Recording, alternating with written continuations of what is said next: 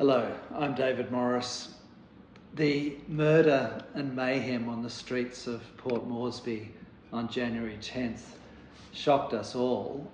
The burning down of buildings, the ransacking of shops and businesses, but most seriously, the deaths of at least 15 reported people. I doubt that it was just 15. From my experience of Port Moresby, there are a lot of people living rough on the streets who are anonymous and who may not be counted. These issues of safety and security in Port Moresby and in the other cities of Papua New Guinea are very serious, and not just a one-off event on January 10th, but actually I think we've got to look a bit deeper, and we need to talk about the law and order problems of Papua New Guinea. Every time I've visited PNG, which is a country I love, everybody tells me their story about law and order problems, about safety problems, especially women, because it's a very unsafe country for women. No woman would walk down the streets of Port Moresby on their own. But everyone, men or women, everyone has a story about needing to carry a gun. I was at a meeting just a couple of months ago at a dinner with some business people, and everyone took out their gun and put them on the table while they were all telling their stories about how their businesses have been attacked and how they've been stood over to make payments. I've had experiences myself of seeing violence up front, which is confronting and shocking. I was buying some art from a street artist one day, and a guy jumped out of a car with a great long knife and chased someone down the street. I saw once a woman thrown from a bus onto the ground and no response. People just turn away and do nothing.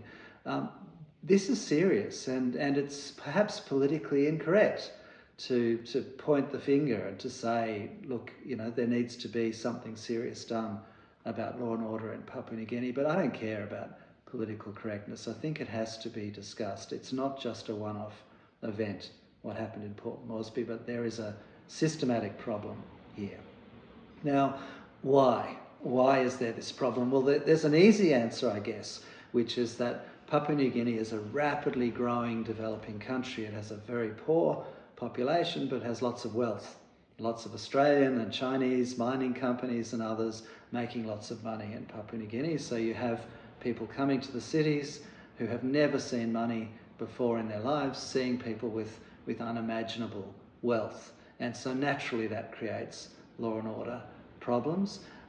But there needs to be a solution to that. There needs to be effective policing. It needs to be safe to walk these streets, not just for the sake of people whose lives depend on it, but also for development, for this economy to grow, for businesses to want to invest. They need to know it's safe.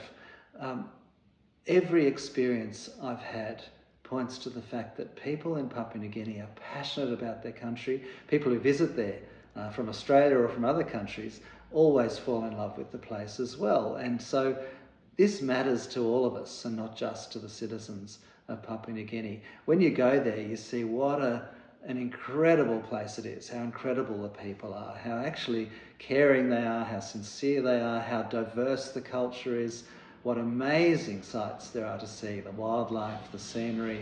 Papua New Guinea should have a really world-famous tourism industry. But why doesn't it? Because of law and order. Papua New Guinea does have a big oil and gas and mining sector, but that as well is held hostage to law and order problems. So that's holding back development so people can get jobs and can get ahead in Papua New Guinea. Now, as an Australian, this matters particularly deeply because most Australians, or many Australians, have a family connection or an emotional connection to Papua New Guinea as well.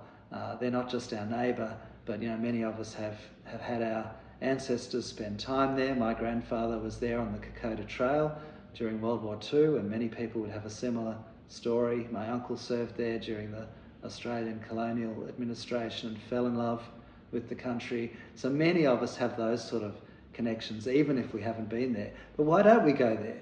It's fear of law and order. So all of this points to the fact that this problem needs to be addressed. And this is not just a patronising comment from an outsider to say this, but it's because I care deeply, like I know many people care deeply about Papua New Guinea. So it's time that the Papua New Guinea government deals with it. It's also time that partner countries like Australia help. And we've got to do a whole lot more than promise to give some desk officers to come and help the police. We actually need to see a whole lot more strengthening of the Papua New Guinea police force quickly. This has to happen urgently, and it has to happen with real results in the short term. Otherwise, we're going to see a repeat of the same problems. So why should we care? Well, we are One Earth. We are One Earth Village.